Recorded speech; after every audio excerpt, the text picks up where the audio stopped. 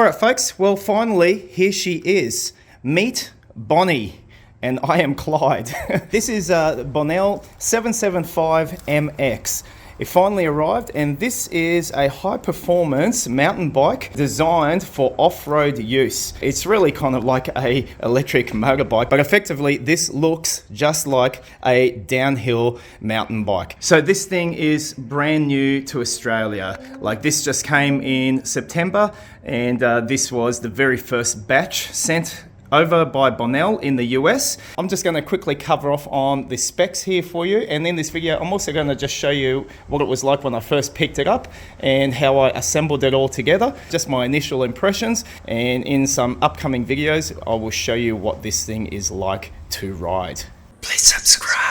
So let's take a look at the specs, shall we? First things first, it has a mid-motor drive. Now this is a CYC X1 Pro Gen 4 mid-motor drive. Okay, this is basically the heart and the guts of what makes this beast go. This is a 6,000 watt motor here, a powerful beast. I did a review of my Merida mountain bike, and that has 500 watts of power. This is 6,000 watts of power. The torque on this is 280 Newton meters, whereas upon my Merida bike, it was 85 Newton meters. So 280 Newton meters, very, very powerful. The speed of this will go up to about 60 kilometers an hour, and I think with certain updates, you can also go to 65 kilometers an hour, but that is plenty and ridiculously fast. The range, they say, is about 20 to 60 kilometers only, and that depends on how you ride this, the type of terrain you ride, and just how hard you make it work. Let's move up to the battery. It's 65 volts. There's 1300 watt hours, and they say it's a swappable battery. If you undo that bolt there and there's another bolt there, you can literally pull the battery out provided you unplug it there as well. So it is hot swappable, and it is powered by Samsung 50S battery cells. The battery charger it comes with is a 5 amp hour max battery charger, and it is fan cooled. The battery cable will plug into the side here, and there's simply like a little rubber grommet. It will take about 4 hours to fully charge. The battery is activated by pressing the button here, and that simply turns the battery on, but then you still have to turn on the bike via the on-off switch here on the handlebar. You'll notice the CYC motor here, there's 2 chains here. It's got your standard, it's actually a little bit more beefed up bike chain there, but it's also got this golden chain that goes from the CYC motor to the crank over here. Now what's interesting here is that it is only single speed. There is one 24 tooth cog on the rear, and that is it. The reason for that is predominantly you are not really using this to ride around with your pedals, although you can, and it's got pedal assist. Predominantly this is a throttle only bike, and so hence you only have the one set of cogs up on the rear. If you're looking to get sort of more of a normal mountain bike that's got maybe 10 or 11 gears, the Bonnell All Mountain is kind of what you're going to be looking for, and that's going to be coming to Australia next year. Now the bike frame is what they call 4130 chromoly steel front triangle, and the rear triangle is made out of 6061 aluminium. The front suspension here is a Sunour RUX 38RC Plus fork, and it has 200 millimeters of travel. And you'll notice that this is a really robust downhill dual crown fork. The Sunour forks, you put the air up on the left-hand side, and your adjustability or your low speed compression is adjusted simply by turning it left or right, depending upon your preference. The rear travel is a Sunour Voro Coil shock system, and this has 170 millimeters of travel. You adjust the compression up on the upper side there, and you can adjust your rebound with that red dial at the bottom there. The rear coil system has 2 modes or positions. You have the sport position, which it is in currently by default, or you can move it over to what is called the comfort position. And that's simply by undoing the bolt there and shifting the bottom of the shock system there left or right. So I'm just leaving it in sport mode. The bike has what's called a mullet setup. The front tire is 29 inches and the rear tire here is 27.5 inches. Both are 2.5 inch wide tires, and it comes with the Maxxis Assegai series of tire. They are tubeless ready, good to go, but they come with tubes installed. It comes with some high quality pedals that are marked as Bonnell, and I have to say these feel very nice to put your feet upon. Now the braking system this comes with is the Magura MT5, and it's a really robust 4-piston hydraulic disc brake system. The brake rotors here are what are called floating rotors. This is 220 millimeter diameter discs, and on the rear here you have 203 millimeter floating rotors. Now the whole bike weighs around 34 or 35 kilos. I have the large frame here and it actually weighs quite a lot. Considering my normal manual bike is only about 14 kilos, then my Merida e-bike is about 24 kilos, and this is about 10, 11 kilos heavier. Now the weight limit upon this bike is for riders who are around 137 kilograms. The seat here is a very comfortable sports gel padded seat. It's not too wide and it's not too hard. It's really good. It's got a dropper post here. So there is a lever here. As you press this, the seat will go up. And this height is very easily adjustable by removing this and playing with the plastic insert that is in there. This has a full twist throttle here. This is called a Lecky pacemaker. And as you can see, it rotates like so. It feels quite good and very easy to use, although it is a little bit of getting used to for me. And in the center here, it has a very intuitive and easy to read high resolution screen that you simply turn on by pressing the button there, and you'll be greeted with Bonnell 775.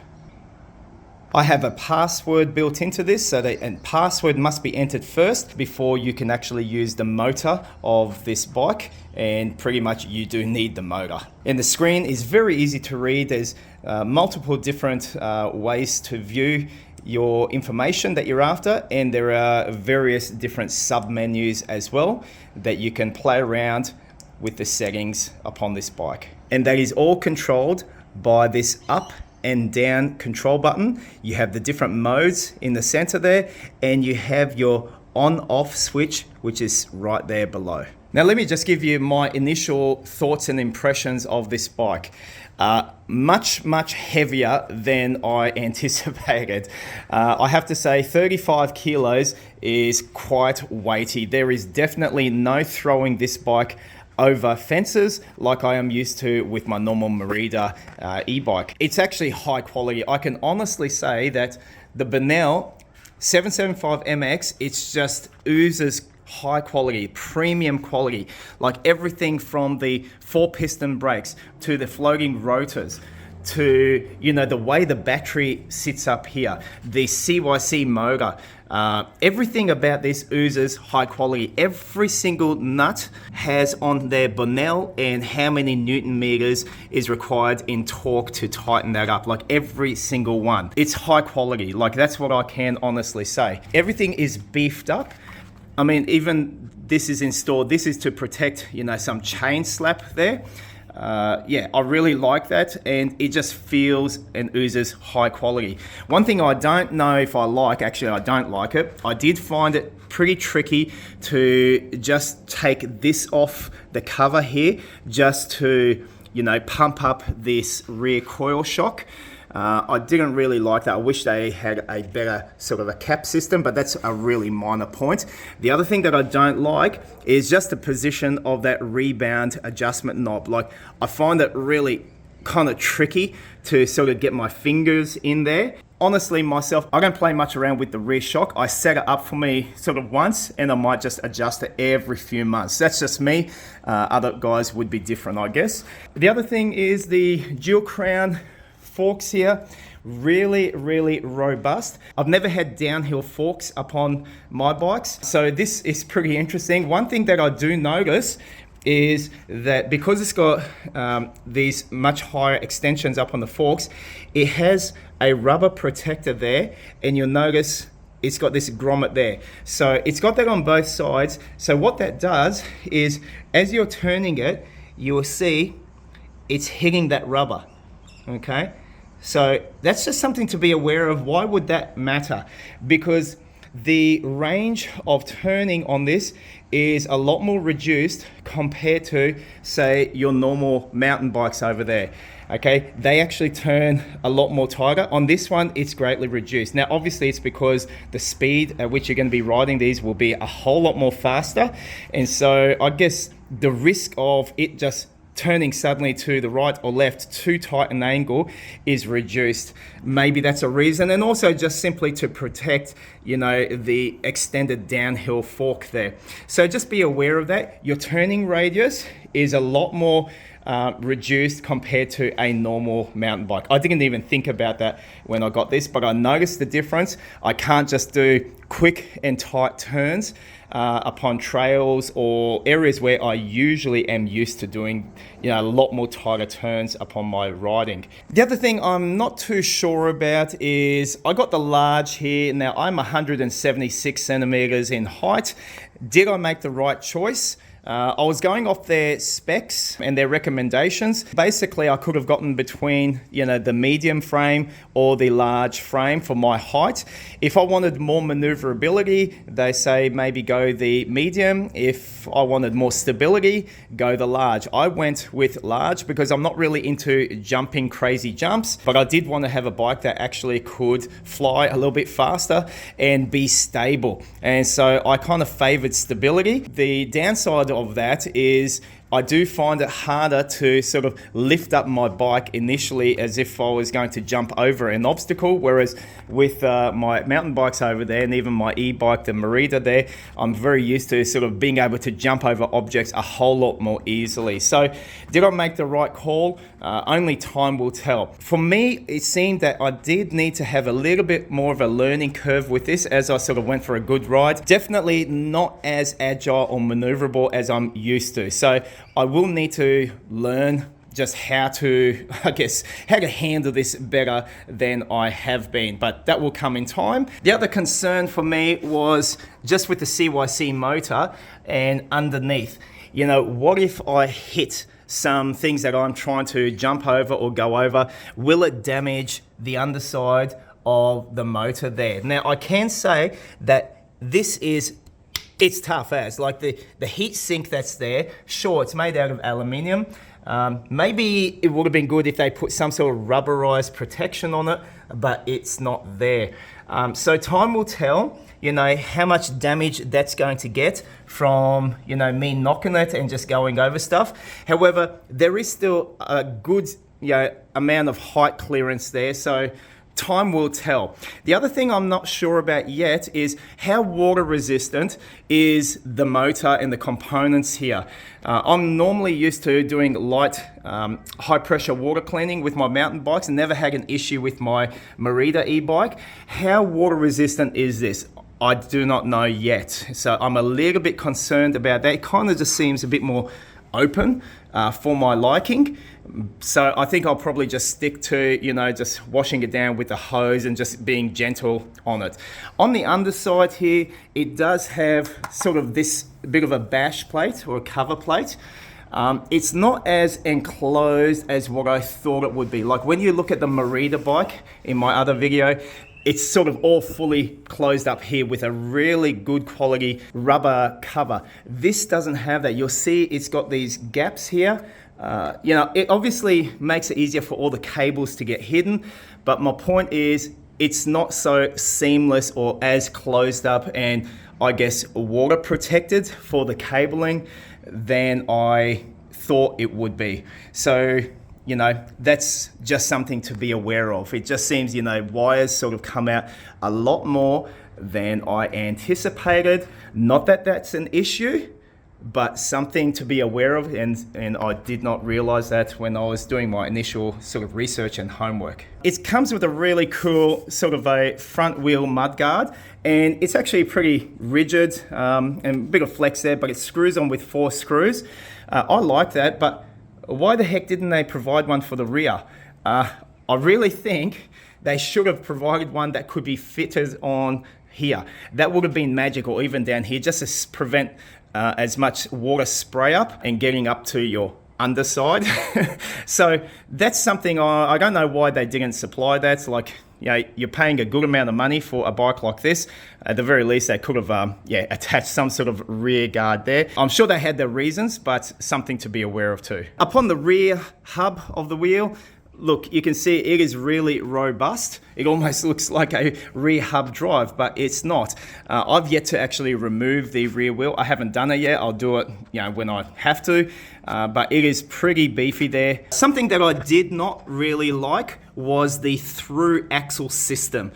I wish there was a better, more easier release type of system. If I want to take off my front wheel, I have to undo this with an Allen key. And look, that's pretty typical of a lot of bikes.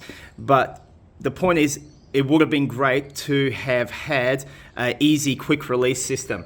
This little nut there, or bolt, if you have it too tight, your through axle will not come out, because this actually kind of grips it tightly. So just be aware of that, you know, like to get that through axle out, I've found that I have to undo the cap, which sort of makes it come out, but to push the axle through, you've got to undo a bit of pressure from that also. Then the through axle will come out. I do wish that it had some kind of a off-center lever system that you could release and pull out the through axle. However, once again, you're flying at really fast speeds on this bike, and so I'm pretty certain that that's probably a good reason why they've got it like this. The other concern that I do have about this is range. Now, realistically, we all know with e-bikes, there is no set range. You know, how far can I ride with this battery?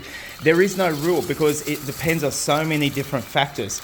But this is going to be interesting just to see, you know, how I ride it and what kind of mileage I get out of this. They are saying about 20 kilometers, which honestly ain't that much, but it depends on where you ride, to a maximum of 60 kilometers. I'm wondering if I can get more than 60 kilometers out of this thing. I hope so. Like, I sometimes do enjoy riding about 70 or 80 kilometers. But we will see. The other thing to be aware of, I think, with this is I don't know how much exercise I'm going to get on the Bonnell 775. Although I have watched a few videos, and you know, the guys on there are saying, oh man, my whole body's aching, you know, just from sort of holding it and controlling it. So am I going to feel like that after a ride? I don't know. I've gone on a few short rides. I really didn't feel like I had much of a workout, but then again, I haven't taken it on any sort of hard, you know, tracks or trails yet, so time will tell. So yeah, there's that. Now look, I know that I've kind of harped on about a few points of concern, and it kind of sounds like I'm complaining, but I'm not. I'm just pointing out a few things. Like, I was researching this, and some of the things I just pointed out there, I did not know because I didn't see any information like that. In saying everything that I've pointed out so far, I can honestly say this is a beast of a bike. But let me just say, I'm uncertain yet. Time will tell just if I've made a good purchase here, if my decision has been right with the size and so forth. But I can honestly tell you, I've ridden this a bit now, it's a fun bike to ride. Honestly, like, it's brilliant. Like, I haven't had this much fun up on a bike. I love my mountain biking. I love my e-bike mountain biking. But this is a excellent mix between like a motocross dirt bike and an e-bike. Like, this is something that the market doesn't have, and it looks like a mountain bike. That's what I love about this. Now, obviously, there are issues with the legality of riding this upon our roads. One of the benefits of the Bonnell here, of Bonnie, my new friend here, is that this is so discreet. What do I mean by that? It just looks like a normal mountain bike. Bit beefed up, but you've got the Surrons running around the place, and a few other various different conversion kits that the kids are putting on their bike. But effectively, a lot of them do look like actual dirt bikes. This does not. This looks like a mountain bike, and that's what I love about this. Now, you do need to think about where you're going to be riding this and the legality of doing that. Now, obviously, this is intended for private property and off-road terrains. Go for it and enjoy yourself. But at the end of the day, you have to show courtesy to other trail users. You know, keep your head on and just don't be a douchebag with bikes. You see a lot of teenage kids, and basically they're just wheeling all over the roads and just cutting in front of vehicles and just basically being a menace. So that is a real problem, and you know, I acknowledge that and I'm very aware of that. Okay, let's talk about price. Price-wise, they are charging for this about 8,500 Australian dollars.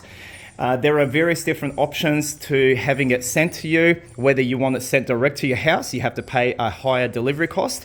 I chose to have it delivered to a local depot, which is called a Big Post Depot. They will advise you once it's ready for collection. That was a much cheaper option, and I think it was about, I don't know, $150 for that option.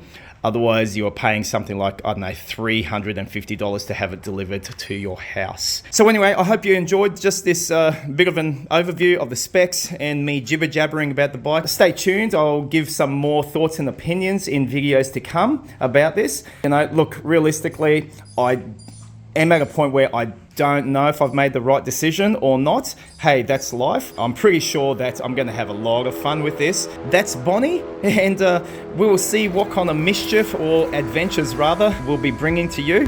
Thank you so much for watching the video. Hope you found it informative. Give it a thumbs up as always, and I'll catch you upon the next one.